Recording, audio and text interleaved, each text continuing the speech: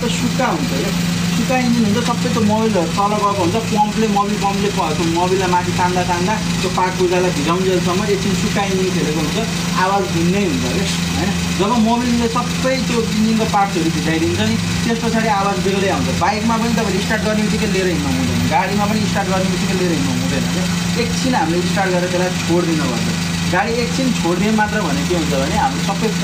Mobil पम्पहरू सबै part पूजामा लाइनहरू सप्लाई राम्रोसँग हुन्छ र गाडी मजाले स्टार्ट भएर फ्रेस हुन्छ क्या अनि बल्ल गाडी लिएर हिँड्दाखेरि चाहिँ गाडी पनि सबै पार्ट पूजामा चाहिँ हाम्रो के हुन्छ कनेक्सनहरू राम्रोसँग गएको हुन्छ अब 3टा बेल्ट एकैचोटि घुम्ने खा बुझ्नुभयो नि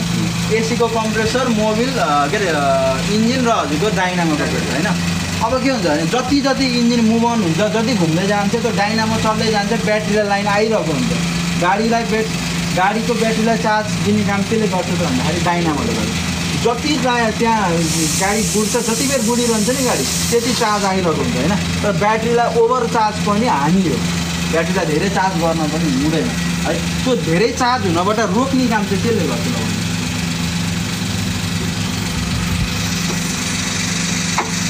ब्याट्रीलाई ओभर चार्ज हुनबाट कट गर्ने काम त्यसले गर्छ हजुर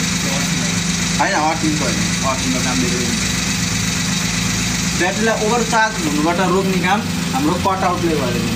बुझ्नुभयो नि कटआउटले चाहिँ हाम्रो गाडीको ब्याट्रीलाई ओभर चार्ज हुनबाट रोकिदिन्छ है अब त्यस पछाडि अहिले गाडीको आवाज के छ मधुर छ नि अब एसी अन गऱ्यो भने गाडीको आवाज अलिकति भए आउँछ कि अलिकति ठुलो आउँछ अलिकति लोडले आएको आयो नि गाडी है एसी अन गर्ने बित्तिकै गाडीले लोड दिन्छ अब एसीको कम्प्रेसर बल्ल चालु भयो है र यहाँबाट पम्प यहाँबाट तानेको हावाले तपाईँको यो जुन कोइल छ नि है यो कोइललाई तपाईँले एकछिन ब्लक गरिदिनु भयो भने एकछिन पछाडि गाडी काम्न थाल्छ गाडीले हावा पाएन भने गाडी काम्न थाल्छ यसलाई यहाँ कागजको टुक्रो हालेर त्यसलाई ब्लक गरिदिनु हो भने एकछिन पछाडि यो गाडी के गर्छ भन्दाखेरि काम्न थाल्छ है गाडी बुढाउँदाखेरि घाँचा घुचुक हुन थाल्छ पिकअप छुट्न थाल्छ त्यो के हो भने यहाँबाट यसले हावा तान्न पाएन नि त नत्र यो कोइललाई किन यहाँनिर खुला राख्नुपर्छ त्यही त रिजन होला नि त है अब के भयो भन्दाखेरि यहाँबाट हावा लिएर गयो फिल्टर गर्यो चाहिने हावा आफूले युज गरेर इन्जिनले नचाहिने हावा यता तल जति चाहिन्छ हावा एसीको कम्प्रेसरतिर पठाइदियो कम्प्रेसरले त्यो हावालाई कम्प्रेस गरेर यो पाइप चिसो भइसक्यो हाम्रो भने त्यसरी चिसो भयो त्यो पाइप है त्यो पाइप चिसो भएर भित्र चिसो हावा यो पाइप थ्रु हुँदै यो पाइप हुँदै भित्र चिसो हावा गएको छ बुझ्नुभयो नि अब भित्र चिसो हावा गयो भित्रबाट फेरि अर्को एउटा फिल्टर हुन्छ है भित्रबाट अर्को फिल्टर हुन्छ त्यो फिल्टरले फेरि हावालाई छाटेर अब तपाईँले हावा कता लिएर जाने जस्तो यहाँनिर हेर्नु है यता आउँछ भाइ यहाँनिर हेर्नु यहाँनिर जस्तै हजुरहरूले हावा अब कता लिएर जाने जस्तै यो भनेको के हो भन्दाखेरि हजुरको सिधा हावा मुखतिर आउने हावा भयो है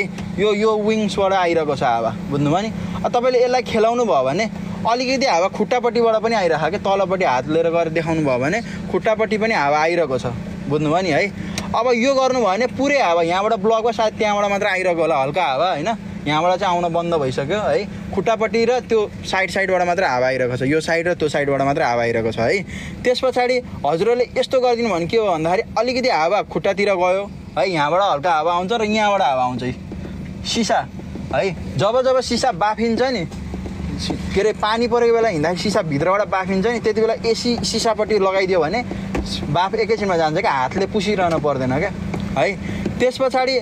यो पुरै गर्नुभयो भने के हुन्छ भने पुरै हावा के अरे सिसातिर जान्छ क्या अब यता खुट्टातिर पनि आउन त अब हल्का लिकेज भएर आएको हुन्छ होइन तर नर्मल्ली सबै एकदम फ्रेस खालको गाडी छ भने चाहिँ पुरै हावा सिसातिर मात्र जान्छ अब यो के हो भन्दाखेरि स्पिड हो फ्यानको कतिको स्पिडमा फ्यान के अरे गाडीको उ गर्ने भनेर पङ्खा चलाउने भनेर स्पिड हो होइन जस्तै हजुरहरूले मलाई एउटा कुरा भन्नु जस्तै मैले यो 1 स्पिडमा चलाएँ मैले 4 स्पिडमा चलाएँ यसमा के चाहिँ फरक छ गाडीलाई लोड उत्ति नै पर्छ कि फरक लोड पर्छ 1मा चलाउँदा र 4मा चलाउँदा उत्तिकै पर्छ है कम्प्रेसर चलेपछि सकियो बुझ्नु भएन उत्तिकै लोड पर्छ यो एसीको बटन अन नभएसम्म एसी चल्दैन है त्यो बटन बन्द गर्ने हावा चाहिँ आउँछ है यो हावा मात्र आएको यो एसीको हावा आउँछ यसले गर्मी बढी दिलाउँछ है एसी अन गरेपछि बल्ल चिसो हावा आउँछ बुझ्नुभयो नि है अब जस्तै यो जुन छ नि अहिले हाम्रो यो जुन छ नि यो के हो भने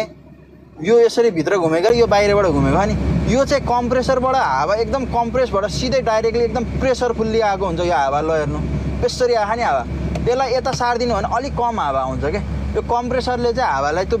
बाहिरबाट तानेको हावालाई चाहिँ कम्प्रेस नगरिकन सिधै भित्र पठाइदिएर यहाँको विङ्सलाई छानेर चाहिँ अनि यो एसी चलाइदिएको हुन्छ क्या। यो अलि अनकम्प्रेस्ड हावा हो, यो कम्प्रेस्ड हावा हो क्या। यसरी आयो नि यो हावा, यो अलि अनकम्प्रेस्ड हावा होइन, यो यसरी हुन्छ है। त्यस पछाडि अर्को के हुन्छ भने यो चिसोपनको हुन्छ, यो चिसो भयो, यो गर्नुभयो भने अलिकति बिचको मिडियमवाला कोल्ड आउँछ।